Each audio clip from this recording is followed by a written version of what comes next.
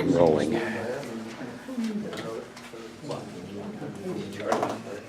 Stand for the pledge, please. I pledge allegiance to the flag of the United States of America, and to the republic for which it stands, one nation, under God, indivisible, with liberty and justice for all. If you could please make sure that your electronic devices are silenced, I would appreciate that. Good evening, everyone. I call the April 16, 2009 Board of Trustees meeting to order. Roll call, Ms. Winston. Present. Mr. Carville is excused. Mr. Richez? Here. Mr. LeBeer? Here. I'm here. Start the meeting with a public hearing to establish definition and regulations to allow outdoor recreational fires. I entertain a motion to open the public hearing. So moved. Mr. LeBeer? Second? Second. Mr. Richez, discussion. All those in favor signify by saying aye. Aye. This is a public hearing. Before we take public comment, we will turn it over to Mr. LeBeer to explain how we got to where we are. Sure. So trustees and everyone, as you're aware, we've been talking about this for a few months now. Been a lot of discussion, a lot of requests in the community regarding recreational fires, and always been a little bit of confusion in terms of what our current code allows. There's some exceptions in there for cooking, and that exception has been, I don't want to say widely used, but often used by those who have fires of all different types and natures.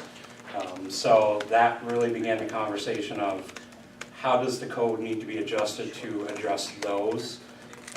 And as we worked with code and fire and solicited public opinion, a couple of things came clear. We needed to be a little more defined in terms of cooking devices, cooking fires, things like that.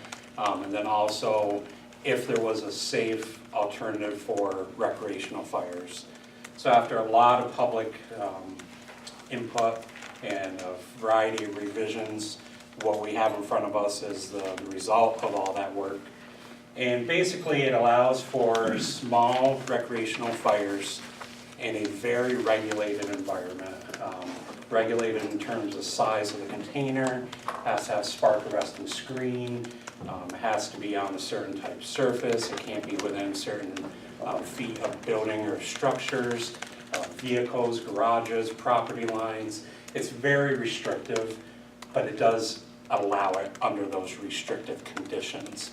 So one of the key points of the new code is, well, there's a few key points. It requires constant attendance at the fire.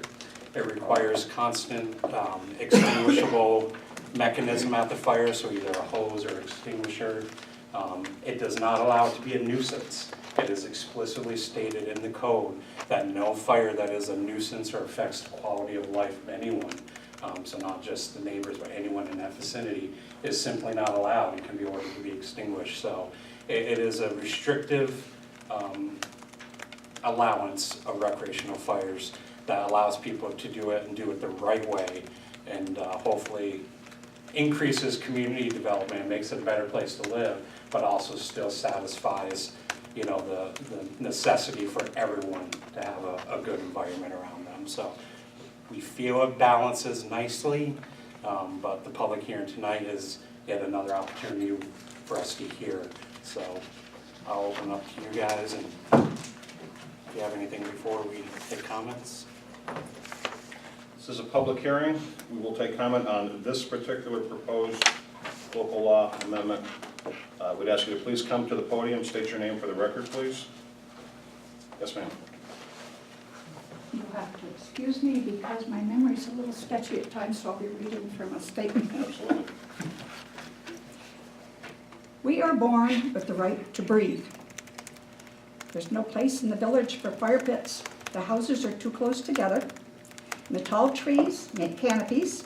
The smoke has only one way to escape it, and that's outward, right into our homes, where people with breathing problems will be coughing and gasping for air, and when it gets too bad, they end up in the emergency room for oxygen. There are so many different breathing problems, some of which are cancer, COPD, mesothelioma, asthma, bronchitis, pneumonia, and so many others I can't name them all. Many can't afford their medications now, and smoke would have them using up the medications needlessly and burdening them with extra costs. Insurance companies refuse to cover some medications, so it's out of pocket. Many of those I'm speaking of are children and babies. This inhaler right here is taken twice a day, and it lasts a mere 30 days.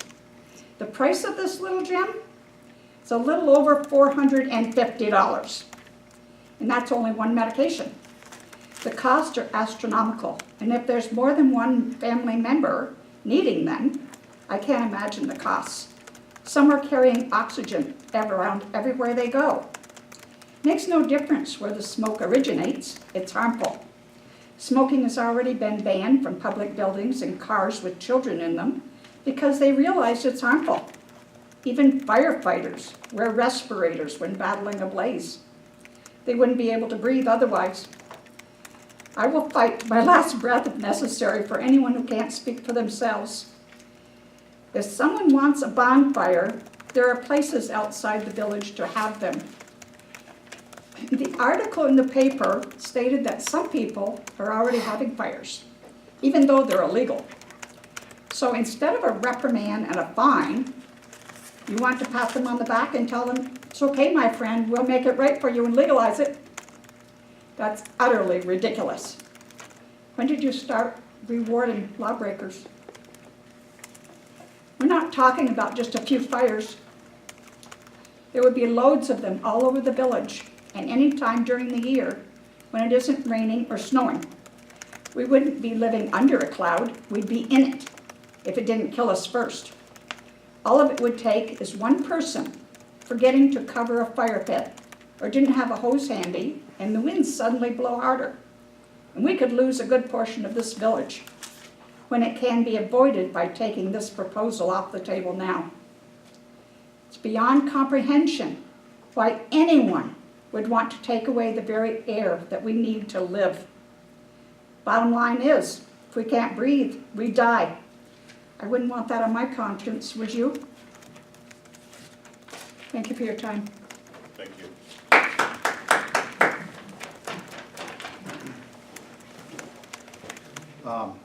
Patrick O'Brien, Assistant Chief for the Massena Volunteer Fire Department. So just to throw out some statistics for 2018, and 2018 is pretty indicative of the last 3 years. They're almost identical run-wise. Last year we responded to 40 what we call Code 1s. Now Code 1 is any sort of outdoor burning. It includes grass fires. Out of that 40, 32 were outdoor burns in violation of village code. Out of those 32, there was a single instance where we would consider that fire in need of extinguishment and out of control. The other 31 instances, we had to really hoof it and do some footwork to even find where the fire was. And almost every one of these cases we're getting called to. We're getting called to places, we're being told that we need to come immediately, we need to respond because the fire's threatening neighboring houses, it's threatening trees. We're responding with a $500,000 piece of apparatus, 15 plus firefighters coming out of their homes and driving to these scenes, incurring liability every time we respond to get to a residence where we can't even find the fire because it's so small, there's so little smoke, there's almost no visible flame. And in a lot of these cases, we've got a whiteboard in our dispatch center that has the names of addresses where our volunteers are being physically threatened when we show up to address these, where we have to have the police department respond with us. This code would eliminate that. In the cases where we still have people that are burning to excess or where there's smoke that's harming neighbors or causing irritation or things like that, it's still within our power to shut those down, to stop them.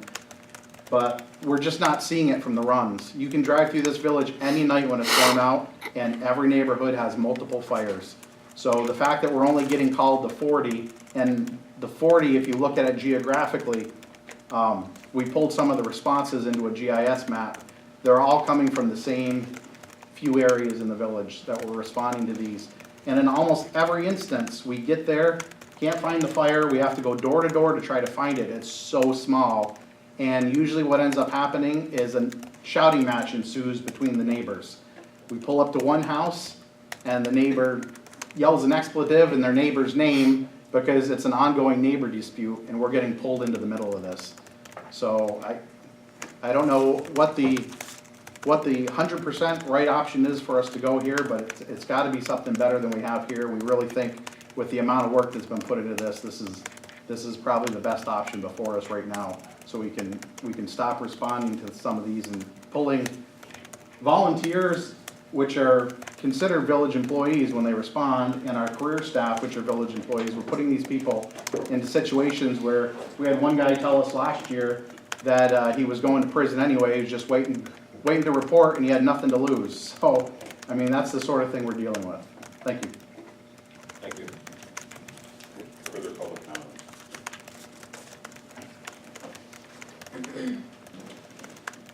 Hello, everybody. My name is Weldon Peterson. I'm a resident of Village of Massena.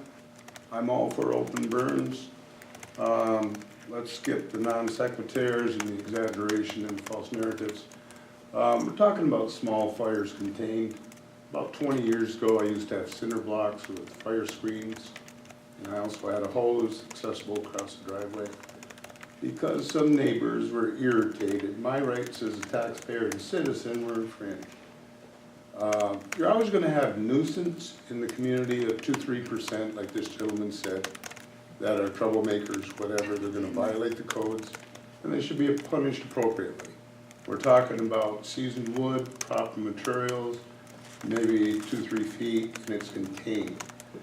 In real life, you have billions of particulates that get dispersed. If I smoke a cigarette on the corner, you're not going to get my second or third hand smoke. That's dispersed in the air. That's the science.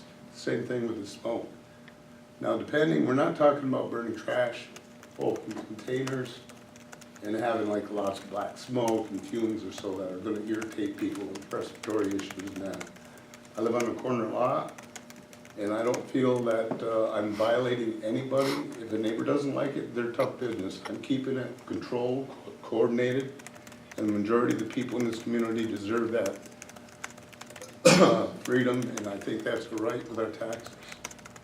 Now, we're talking about some 2-3% that, like this gentleman said, nuisance makers, whatever, for whatever reasons, they'll be punished accordingly and keep everything with code variants. But I think being old, I was 20 years ago this, I'm a little older now, and I was respected and prudent, and I didn't bother anybody with my smoke or anything like that. We're all aware of the health issues and all that, but let's stick to the true narrative here. This is something that's a free thing that we should have taxes. We're not supposed to go out to the country and say, well, boom, because I have a neighbor that bitches 200 feet away that doesn't like what I'm doing.